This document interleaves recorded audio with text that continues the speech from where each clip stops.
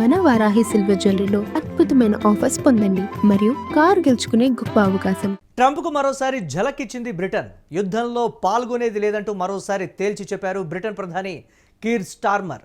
పశ్చిమాసియా యుద్ధంతో మాకు సంబంధం లేదని తెగేసి చెప్పారు. మా దేశ ప్రయోజనాలు ప్రజల కోసమే పనిచేస్తామంటూ కూడా స్టార్మర్ చెప్పారు. ఎవరి ఒత్తిడికి భయపడేది లేదని కూడా ప్రధాని చెప్పారు. అవసరమైతే హార్మూజ్లో ఉద్రిక్తతలు తగ్గించేందుకు మధ్యవర్తిత్వం వహించేందుకు సిద్ధమంటూ కూడా ప్రకటనలు చేశారు. ఇప్పటికే యుద్ధంతో సంబంధం లేదని కూడా ఇటలీ చెప్పింది. అలాగే అమెరికా యుద్ధ విమానాలకు గగనతలాన్ని మూసివేశాయి ఫ్రాన్స్, స్పెయిన్. యుద్ధంలో ఇప్పటికే నాటో దేశాలు ట్రంప్కు ఝలకిచ్చాయి. యుద్ధంలో పాల్గొనేది లేదంటూ కూడా అమెరికాకు మిత్ర దేశాలు షాక్ ఇచ్చినటువంటి పరిస్థితి ఉంది. దీనిపై మరిన్ని అప్డేట్స్ మా కరెస్పాండెంట్ వెంకట్ అందిస్తారు. వెంకట్, ఇన్ని రకాల అవమానాలు ఎదురవుతున్నా, అన్ని దేశాలు విభేదిస్తున్నా, నాటో నుంచి ఎటువంటి సపోర్టు లేకపోయినప్పటికీ కూడా ట్రంప్ వ్యవహరిస్తున్నటువంటి విధానం, ఇప్పుడు బ్రిటన్ నేరుగా తెగేసి చెప్పినటువంటి మాట, యుద్ధంలో పాల్గొనము అని చెప్పడం ఒకటైతే, వీలుంటే ఆ ఉద్రిక్తతలు తగ్గించడానికి మేము మధ్యవర్తిత్వం వహిస్తామని మరో షాక్ కూడా ఇచ్చినటువంటి పరిస్థితి ఉంది బ్రిటన్. ఏంటి, ఎలా చూడాలంటారు ఈ పరిణామాన్ని? ఏదో అంటారు కదా, మన సోషల్ మీడియాలో కూడా ఒక మేము చూస్తా ఉంటాం, ఎన్నిసార్లు కొట్టినా చావని పావుతాను అని. అంటే ఈ నాటో దేశాల విషయంలో ట్రంప్ వాళ్ళని ఒక రకంగా ఏంటంటే కాళ్ళు ఒకటే పట్టుకోవట్లేదు. మామూలుగా చెప్పాలంటే ఒక రకంగా మీరు రండి రండి రండి రండి ప్లీజ్ ప్లీజ్ ప్లీజ్ నా పరువు కాపాడని నీ ప్రపంచంలో పెద్దనని అనేసి. అంటే ఇప్పుడు ఫర్ ఎగ్జాంపుల్ మన పల్లెటూరులో కొన్ని క్యారెక్టర్లు చూస్తా ఉంటాం. ఏంటి అని అంటే వాళ్ళ ఊళ్ళో విలువ లేకపోయినా కద్దరు చొక్క ఒకటేసుకుని లోపల ఒక 500 నోటు పెట్టుకుని వాళ్ళు రోడ్డు మీదకి వెళ్ళి తిరుగుతుంటారు. సాయంత్రం వచ్చేసరికి 500 నోటు అట్లాగే ఉంటుంది. వీడి మాట ఎవడు వినడు. అక్కడ వీడు చేసేది ఏంటంటే పంపుల దగ్గర పంచాయతీలే చేస్తా ఉంటాడు.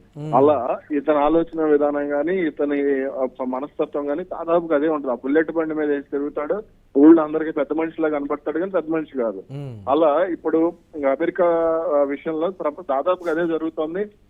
అంటే నాటో దేశాలకు సంబంధించి ఎన్ని రకాలుగా అంటే హార్మోజ్ జలసంధి ఓపెన్ చేసే విషయంలో కానీ, యుద్ధంలో పాల్గొనే విషయంలో కానీ, ఇప్పుడు యుద్ధంలో పాల్గొంటున్న అంటే యుద్ధంలోకి ఎలాగోలా గల్ఫ్ దేశాల్లో రెచ్చగొట్టాలి అని చెప్పేసి ఇతనే గల్ఫ్ దేశాల మీద దాడులు కూడా చేయడం మొదలు పెట్టాడు అనేది ఇప్పుడు రీసెంట్ గా వస్తున్నటువంటి వార్త. రీసెంట్ గా జరిగినటువంటి ఒక అటాక్ లో కువైట్ మీద డిసాలినేషన్ ప్లాంట్ మీద ఒక దాని మీద అటాక్ జరిగితే ఆ అటాక్ లో అసలు మేము ఇరాన్ ఎక్కడ కూడా మాకు సంబంధం లేదు అనే విషయాన్ని వాళ్ళు స్పష్టంగా చెప్పడం జరిగింది. అంటే దాన్ని బట్టి చూస్తే ఇతనే వాళ్ళని కవ్విస్తున్నాడు, వాళ్ళ యుద్ధంలోకి రావాలి అనేది ఇతని ఆలోచన విధానంగా కనపడింది. ఇప్పుడు నాటో దేశాలకు సంబంధించి కూడా దాదాపుగా ఇతని ఆలోచన విధానం అలాగే ఉంది. మరి అంటే వాళ్ళు రాకపోతే ఇతను పరువు ఎలా ఎగ్జిట్ అవ్వాలో ముందుకు అది అర్థం కావట్లేదు. అంటే పరువు ఆల్రెడీ పోయింది.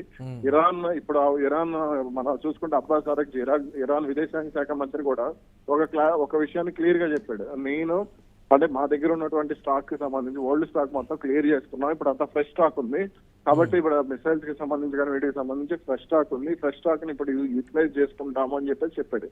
కాబట్టి అలాగే ఇప్పటికే డ్రోన్ల వల్ల కానీ ఆ పాత old stock ballistic missiles, normal missiles వీటి ద్వారా ఇరాన్ దగ్గర అమెరికా కానీ వీళ్ళ దగ్గర ఉన్నటువంటి ప్యాట్రియాటిక్ మిసైల్స్ కానీ ఇవన్నీ కూడా థర్డ్ మిసైల్స్ కానీ ఇవన్నీ కూడా స్టాక్ అయిపోయినటువంటి పరిస్థితి ఉంది. కాబట్టి ఇప్పుడు వాళ్ళు కనుక యుద్ధంలోకి రాకపోతే వీళ్ళకి వైమానిక రక్షణ వ్యవస్థ లేదు. ఇతను ఏదో పిచ్చి మాటలు మాట్లాడతాం కానీ వాస్తవం చెప్పాలంటే అమెరికా ఇతను చెప్పినట్లుగా ఇరాన్ వద్ద వైమానిక దాడులు చేసే సామర్థ్యం తగ్గలేదు. 9% ఉందని ఇతను ఊహించుకుంటున్నాడు.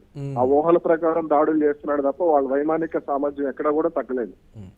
ఇప్పటి వరకు ట్రంప్ తీసుకునేటువంటి నిర్ణయాలన్నీ ఇతర దేశాలను ఇబ్బంది పెట్టాయి. ఒకవేళ మరొక నెల రోజుల పాటు ఇదే మూర్ఖత్వంతో కానీ ముందుకు వెళితే ఒకవేళ ప్రపంచ దేశాలే అమెరికా అధ్యక్షుడిని బహిష్కరించేటువంటి పరిస్థితులు ఉంటాయనేటువంటి మాట. పెద్దన్న పాత్ర దేవుడెరుగు, అసలు ఏ సంబంధాలు లేకుండా కట్ చేస్తేనే అసలు తెలుస్తుందని రకరకాల ఊహాగానాలు కూడా వస్తున్నాయి. కొన్ని లక్షల మంది రోడ్డు మీదకి వచ్చి అక్కడ నిరసన వ్యక్తం చేస్తున్నటువంటి సిచ్యువేషన్ కూడా ఉంది కదా. ఈ పరిణామాన్ని ఎలా చూడాలంటారు?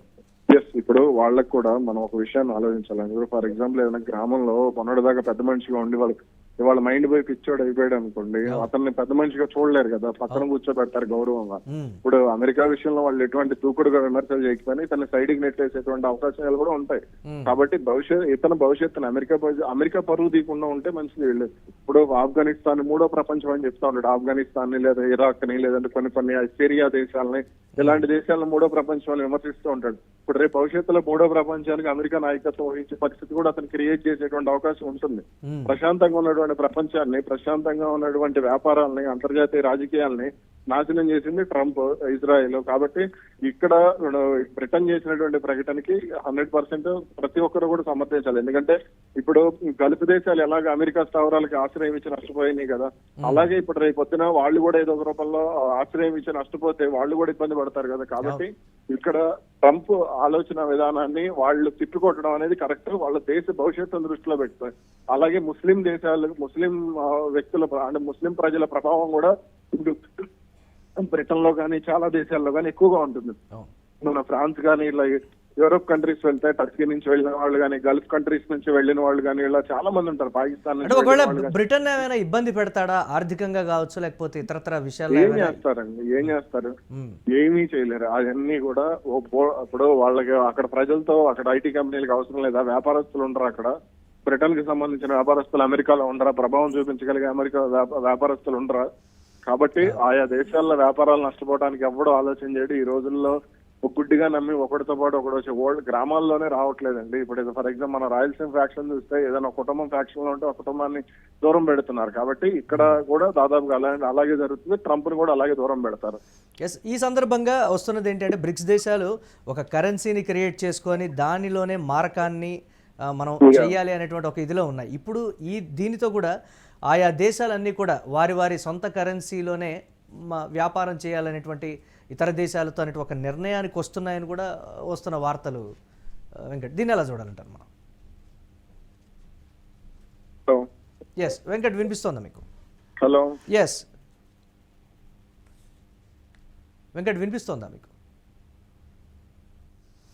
Right, thanks for updates Venkat. ఇక ట్రంప్కు మరోసారి ఝలకిచ్చింది బ్రిటన్. యుద్ధంలో పాల్గొనేది లేదంటూ మరోసారి బ్రిటన్ ప్రధాని కీర్ స్టార్మర్ తేల్చి చెప్పారు. పశ్చిమాసియా యుద్ధంతో మాకు సంబంధం లేదంటూ చెప్పారు. మా దేశ ప్రయోజనాలు ప్రజల కోసమే పనిచేస్తామన్నారు స్టార్మర్.